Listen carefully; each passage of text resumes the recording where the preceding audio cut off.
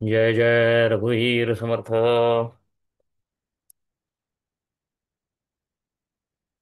आपण तुकारामांची बरीचशी भांडणं बघितली. आता थोडं भांडण सोडून इतर अभंग असं असं बघतोय. पण मध्ये मध्ये तुम्हाला काय आहे, भांडण हा एक संवादाचा प्रकार आहे. त्यामुळे ते भांडण हे भांडण म्हणून घेऊन चालत नाही. मध्येच काही काही वेळा नाराजी येते. काही काही वेळा परमेश्वराला आठवण करून देण्याचा प्रकार असतो, वचनाची आठवण करून देण्याचा प्रकार असतो. तर काही वेळा असं आहे की परमेश्वराला असं सांगतात की आता तुम्ही फसलाच आहात आमच्यामध्ये, त्यामुळे आता काय पर्याय नाही. म्हणजे जसं म्हणजे तो एक प्रकारचा सारखं देवाशी एक पिंगा घातल्यासारखं आहे, देवाशी कुस्ती खेळल्यासारखं आहे. ही एक द्वैतामधलं मधले तुकाराम आहेत, हे तुम्ही लक्षात घेतलं पाहिजे. आणि त्यामुळं संशयातले तुकाराम आहेत, नंतर मग द्वैत भक्तीतले तुकाराम आहेत, आणि मग अद्वैतामधले तुकाराम आहेत. असं हे संक्रमण आहे तुकारामांचं. आणि ते आपल्याला दिसत राहतं अनेक अभंगांमध्ये. फक्त ते त्याच रेषेत एका मांडलेले अभंग नाही आहेत एवढंच. पण तुम्हाला तो ओळखून घ्यावा लागतो, अभंग हा कोणत्या अवस्थेमधला अभंग आहे. हा हा. अच्छा, अभंगांकडे वळूया. नाही उल्लंघिले कोणाचे वचन. काय कोणाचंच वचनाचं मी उल्लंघन केलं नाही. याचा अर्थ संतांनी सांगितलं ते सगळं केलं, तरी पण नारायण मला भेटत नाही असं का बरं होते. नाही उल्लंघिले कोणाचे वचन, मज का नारायण दूरी झाला. असं स्वतःशी चाललेला विचार आहे हा. मी काय, माझ्याकडनं काही अवज्ञा घडली नाही, सगळं सगळं संतांनी सांगितलं ते केलं, आणि तरी नारायणाची भेट मात्र होत नाही, असं का बरं होते. आशंकिते मने करी आळवणा. काकुळतीला येतो, शंकित होतो, आणि काकुळतीला येतो.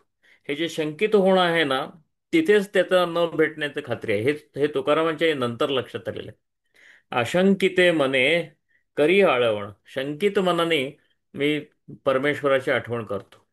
शंकित मनाने परमेश्वराची आठवण केली तर तो भेटणारच नाही. हे तुकारामांच्याच नंतर लक्षात आलेलं आहे, आणि ते बरोबर तसे अभंग आहे. पण म्हणजे ते पेरून ठेवलेलं आहे त्याने सगळं. तुकारामांच्या अभंगांचा अभ्यास हा फार प्रेरणादायक असा आहे तो. अशंकिते मने करी आळवणा, नाही समाधान निश्चिंतीचे. तुकारामच सांगतात, अशंकिते मने करी आळवणा. ती आळवण आहे ती शंकित मनानं केलेली असल्यामुळे समाधान नाही. नाही समाधान निश्चिंतीचे, असे निश्चिंतपणा झाला असं काही परमेश्वराला झालं नाही. सगळं साधन करतोय, सगळा विश्वास आहे, संतांनी सांगितलेलं सगळं करतोय, काय एक कोटी नामाचा जप तर तसंच्या तसं करतोय, पण काय काय जमना, काय यश येईना झालं मला. असं झालं पाहिजे, कारण ते द्वैतामधलं आहे ना, मला भेटलाच पाहिजे परमेश्वर, मला हे झालं पाहिजे. आणि मग असं असं करता करता मध्येच आपला नेहमीचा विठ्ठलाशी वाद सुरू होतो थोडासा. दासांचा विसर हे तो अनुचित. दासाचा विसर तुला पडणं हे काय बरोबर नाही. दासांचा विसर हे तो अनुचित, असे सर्व नीत पायांपाशी. बघा बरं कसं एकाच वेळी संदेह आणि त्याच वेळी श्रद्धा, असं असं अशा संक्रमणात तो क्रम चाललेला आहे. दासांचा विसर हे तो अनुचित. हे तर अनुचित आहे खरं तर. दास आम्ही पूर्ण झालोय, आणि दासांचा विसर तुम्हाला पडलाय हे अनुचित आहे. असे सर्व नीत पायांपाशी. मग म्हणतायत काय, तुझ्या पायापाशी तर नीती तुझ्या पायापाशी सुरू होते, त्यामुळे अनुचित असं काही होणार नाही खरं तर. कसा संदेहाची अवस्था आहे. आणि मग एकदम तुकाराम कसं आहे, भावनांचं विलक्षण तांडव असतं. मग एक स्वतःबद्दलचं ऑब्झर्वेशन झालं, निरीक्षण झालं, त्यानंतर परमेश्वराशी हेच संवाद चालू झाला. आणि मग एकदम म्हणतात, तुका म्हणे तुम्हा लाज येत नाही. तुका म्हणे तुम्हा लाज येत नाही, आम्हा चिंताडोही बुडविता. आम्हाला काळजीच्या पूर्ण डोहामध्ये बुडवून जीव अगदी टांगणीला लावता. तुम्हाला लाज कशी वाटत नाही परमेश्वर? भक्ताचं एवढं कसं काय, दासाचं एवढं कसं काय तुम्ही हाल करता? असं आहे. आता हे भांडण नव्हे, पण हा संवाद आहे. आणि त्या संवादामध्ये मध्येच काय काय वर येईल. हे तुकाराम हे पूर्ण वाहिलेले असे भक्त आहेत, ते लक्षात घ्या. हे हे ऑर्डिनरी भक्त नाही आहेत, कारण भक्ती हाच पूर्ण वेळेचं काम आहे त्यांचं. बाहेरची कामं करता करता आत सतत विठोबाशी संवाद चालू असल्यामुळं मध्ये मध्ये असं असं होतं, तसंही होतं. पण ह्या सगळ्यामधला श्रद्धेतूनच सुरुवात आहे.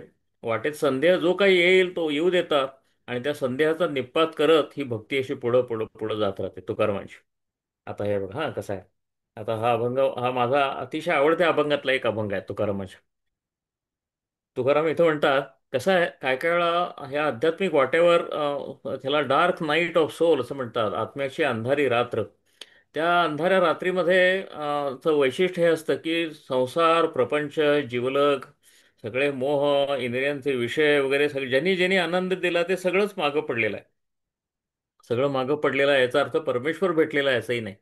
परमेश्वर लांब उभा आहे आणि मागं सगळा संसार आहे आणि आपण एकटेच अंधारात चाललेलो आहोत. कुठल्या दिशेनं तो भेटेल काही माहीत नाही.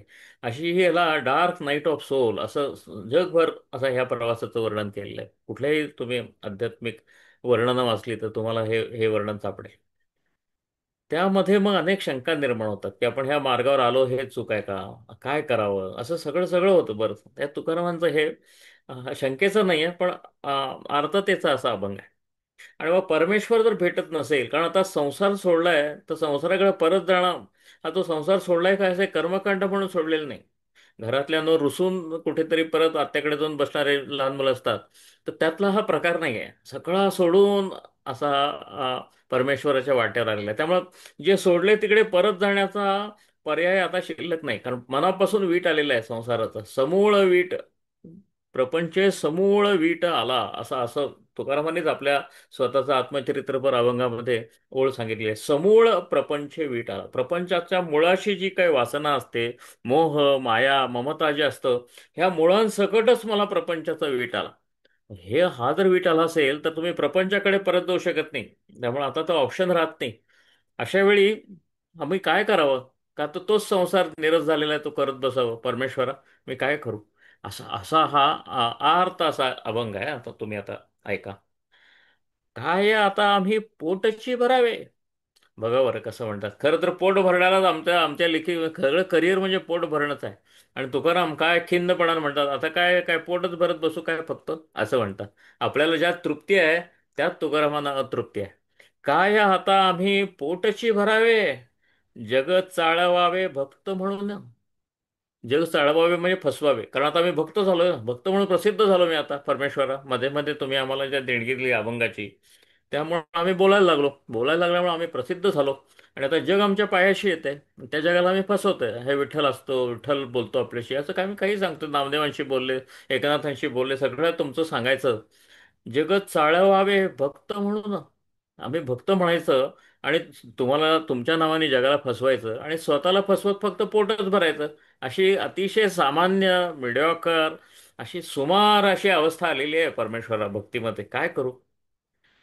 ऐसा तरी एक सांगाजी विचार, काहीतरी एक विचार सांगाव. एक तर प्रपंचात राहून असं कर म्हणून सांगा, एक तुमच्या पायाशी काहीतरी द्या. पण असा अर्धवटपणा मला आता असह्य झालाय परमेश्वरा. ऐसा तरी एक सांगाजी विचार, बहु होतो फार कासावीस. कासावीस झालेला जीव आहे. असं कासावीस झाल्याशिवाय पांडुरंग भेटतच नाही. असा हा तुकारामांचा अभंग आहे. ऐसा तरी एक सांगाजी विचार, बहु होतो फार कासावीस. काहीतरी असा विचार सांगा, काहीतरी धीर वाटेल असं. काय कवित्वाची घालून या रूढी, कवित्वाची रूढी घातली. कवित्व करावं, कारण पुढच्या एक दोन रविवारमध्ये आपल्या त्या अभंगापर्यंत आपण पोहोचू की जिथं नामदेवांनी त्यांना स्वप्नामध्ये येऊन कवित्वाचा आदेश दिला आणि मागं विठ्ठल स्वतः उभे होते, हात आशीर्वादाचा देऊन. म्हणून त्यांना प्रेरणा झाली, येणेवारी झाली कवित्वाची स्फूर्ती, असं त्यांनी सांगितलेलं आहे. तुकारामांना अभंग लिहिण्याची आज्ञा नामदेवांच्याकडून मिळाली, विठ्ठलाच्या साक्षीने मिळाली. तर ते म्हणाले, हे तुम्हीच आम्हाला सांगितलं कवित्व करायला आणि आता तुम्हीच आम्हाला भेटेन असं झालंय. काय कवित्वाची घालून या रूढी, कारण कविता व्हायला लागल्या, बराबर अभंग बाहेर पडायला लागले, अभंग प्रवचनात कीर्तनात यायला लागले, त्यामुळे गर्दी लोटायला लागली. तसं मग त्या गर्दीला फसवून आलं मला, कारण तुम्ही मला सारखे भेटत नाही आहात. काय कवित्वाची घालून या रूढी, करू जोडाजोडी अक्षरांची. बरोबर, कवितेला अक्षरांची जोडाजोडी म्हणलंय. आपल्याकडं रायमिंगने ठ लठ्ठ आणि ट लठ्ठ करून कविता करणारे व्हॉट्सअपवर आपल्याला 50 लोक भेटतात आणि आपल्या नावानं पाठवून देतात कविता. त्याला अक्षरांची जोडाजोड असं म्हणतात. तुकाराम म्हणतात, परमेश्वरा तूच जर माझ्या हृदयातून वाणीतून प्रकटत नसलास, तूच माझ्या डोळ्यांना दिसत नसलास, कानांना ऐकू येत नसलास, तर ही अक्षराची जोडाजोडी म्हणजे करू काय मी? म्हणजे हे म्हणजे ते काहीतरी करून पोट भरल्यासारखंच आहे. काहीतरी रलाट करून कविता लिहितोय, कशात तू नसलास की नाही, तर सगळ्याला काही अर्थ नाही. असा हा अपार श्रद्धेचा असा हा अभंग आहे. काय कवित्वाची घालून ह्या रूढी, करू जोडाजोडी अक्षरांची. अक्षरांची जोडाजोडी करू का फक्त आणि त्याला कविता म्हणू? आणि ती सगळ्यांना सांगू. आणि त्या अक्षरात जिवंतपणा पाहिजे. तो जिवंतपणा हा तुझ्या अनुभवाच्या ओलीतून असा येतो रे. तर तुझा अनुभव नसताना मी जर कोरडे शब्द लिहायला लागलो तर ते बरोबर नाही परमेश्वरा, ते ढोंग होईल. माझ्याकडनं तसं करून घेऊ नकोस. तुका म्हणे काय गुंपोनी दुकाना. आता दुकानात बसलोय, पोट भरतोय, दुकान आहे, दुकान चालवतोय, सगळा धंदा अगदी छान व्यवस्थित चाललेला आहे. ह्या हे जे करिअर चांगलं चालू आहे ह्यालाच घात झाला असं म्हणतात तुकाराम. ना तुम्ही भेटेना झाला. तुका म्हणे काय गुंपोनी दुकाना, राहो नारायणा करुनी घात. तुकाराम म्हणतात, नारायणा हे नुसत्या दुकानात गुंतलो, व्यवहार अतिशय चांगला चालू झाला, तिकडे भक्तीचा व्यवहार तर उत्कृष्ट चालू आहे, संध्याकाळी देवळात गर्दी व्हायला लागली आहे, कविता काय काय सगळ्या जमायला लागल्यात व्यवस्थित, पण त्यात तुम्ही मात्र कुठेही नाही या सगळ्या पसाऱ्यात. हा स्वतःचा घात करून घेतल्यासारखं आहे. हे सगळं वरवर व्यवस्थित चालणं आहे. छान कविता होणं, त्या लोकांना आवडणं, छान कीर्ती होणं, लोकांमध्ये भक्त म्हणून अगदी प्रसिद्ध होणं, आणि अगदी हम्म, हम्म, हम्म, काय म्हणजे प्रसिद्धीच प्रसिद्धी आहे, यशच यश आहे. आता पोट व्यवस्थित भरतंय, पण परमेश्वरा आत्म्याची भूक काही केल्या भागत नाही. आत्म्याची भूक भागायची असेल तर तुमची भेट झाली पाहिजे आणि ती सदोदित झाली पाहिजे, अशी अशी तुकारामाची. नाहीतर आम्ही आमचा घात करत असतो. आमच्या प्रत्येक कृतीमध्ये, वचनामध्ये, आमच्या आमच्या सगळ्या जगाबरोबरच्या व्यवहारामध्ये जर तुम्ही नसाल नारायणा तर व्यर्थ आहे सगळं. असं असं म्हणणार. आणि नसेल तर घातच आहे. ह्यातलं प्रत्येक यश जे आहे, माझ्या लौकिक यशामध्ये जर परमेश्वरा तुम्ही नसाल तर ते यश नाही, तो आम्ही स्वतःचा घात करून घेतोय असंच आम्हाला वाटतं. अशापर्यंत ही तुकारामाची ही शरणागती ह्या पद्धतीची अशी तुकारामाची तुम्हाला बघायला पाहिजे. पुढचा अभंग. संगो काय नेणा देवा, बोलाची ते आवडी. तुकाराम असं म्हणतात विठोबांना, सांगो काय नेणा देवा. नेणा देवा म्हणजे, नेणा म्हणजे न जाणणे, न जाणणे म्हणजे नेणणे. देवा तुम्हाला माहित नाही असं काय नाही आहे. काय आहे, तुम्हाला सगळंच माहित आहे. आम्हाला तुमचा बोल आवडतो. काय म्हणजे म्हणजे विठोबात हे हे जेव्हा ही मिसिंग इट, विठोबाचा आवाज अंतःकरणात प्रगटतो याची त्यांना सवय झालेली आहे. आणि तो आवाज कुठे दूर झाला की त्यांना ते सहन होत नाही. तुमचे बोल आम्हाला किती आवडतात हे काय तुम्हाला माहित नाहीये काय, असं तुकाराम म्हणते. सांगो काय नेणा देवा, बोलाची त्या आवडी. तुमच्या बोलाची आम्हाला किती आवड आहे हे तुम्हाला माहित नाही असं थोडंच आहे. वायामज चुकुर करा. चुकुर करा म्हणजे चेष्टा करा. वाया मज चुकुर करा, विश्वंभरा विनोदे. काय तुमची जीवघेणी चेष्टा चालली आहे विठ्ठला. आम्हाला नुसतं दर्शन दिलं, आमच्या तोंडून बोल बोलविले, आणि आम्हाला दर्शनं दिली, आणि आम्हाला स्वप्नात आला, आम्हाला गुरु मिळवून दिला सगळ्यामध्ये, आणि मध्येच कुठे गायब होता. ही काय चेष्टा चाललेली आहे तुमची. ही जीवघेणी चेष्टा आहे, ही जीवघेणी थट्टा आहे. अशाने आमचा जीव जाईल, कासावीस होतोय आम्ही. वायामज चुकुर करा, विश्वंभरा विनोदे. तर तुमच्या विनोदामुळे आमचा जीव अगदी टांगणीला लागला, अशी परिस्थिती झाली. आवडीच्या करायचे, आम्हाला जे आवडतंय तेच तुम्ही करा पांडुरंगा. तुमचं सारखं चिंतन करून ह्या प्रपंचाची आवड अगदी पूर्ण, त्या आवडीची धणी आहे ना आतनं, ती सगळी पूर्ण फेडून टाकलेली आहे, बाहेर टाकलेली आहे आम्ही आता. ते सगळं बीज बाहेर टाकलेलं आहे. एकच आवड राहिलेली आहे आता मला फक्त, ती म्हणजे नारायणा तुमची, तुमच्या बोलाची, तुमच्या पायाची एवढीच आवड राहिलेली आहे. आता ती तरी पुरी करा, एवढंच आम्ही म्हणतोय. आवडीच्या करा ऐसे, अंतरवासे जाणतसा. बघा बरं तुकारामची समज काय आहे. अंतरवासे म्हणजे तुम्ही आमच्या आत आहात, तुम्ही आमच्या बाहेर आहात. आमच्या आतले जे तुम्ही आहात, तर तुम्ही आम्हाला आतून ओळखताय ना परमेश्वरा. नारायणा तुम्ही आम्हाला आतून ओळखताय, आणि आतून मला फक्त तुम्हीच हवे आहात, हे तुम्हालाही माहिती आहे.